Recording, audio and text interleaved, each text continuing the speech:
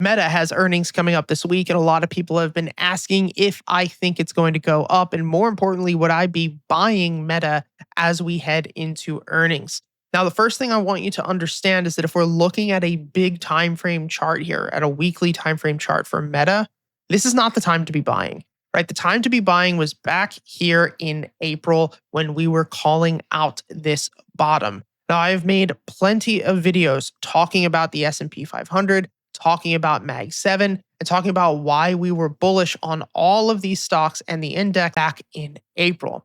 Now, the main reason for this is that price action was pulling back into our institutional buy zone and into our smart money zone.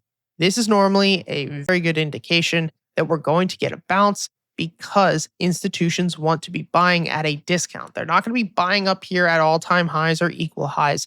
They're going to wait for the market cycle after a massive expansion to pull back into a higher low, load up here, and then let the stock move its way back up. And that's exactly what happened. Now, the thing that you have to understand, and what I try to push more than anything to you guys and girls, is the fact that this looks good in hindsight. And yes, we were buying the market back in April and May, but when you're looking at a chart, it doesn't bring sentiment along with it. The sentiment in the market back in April and May was terrible. People were worried. People were freaking out. They're talking about recessions. And so actually pulling the trigger on the stuff that we talk about in these videos, it's much harder than just looking at a chart and saying, oh, that was easily the time to buy and now's the time to sell. There's a lot that happens emotionally, which is why I focus so much on being detached. So if the time to buy was down here, and the time to be getting out or reducing position size would be somewhere in this smart money zone. Normally, I will sell about 10-15% here and then let the rest of the stocks run. Then we know we're not getting a discount right now.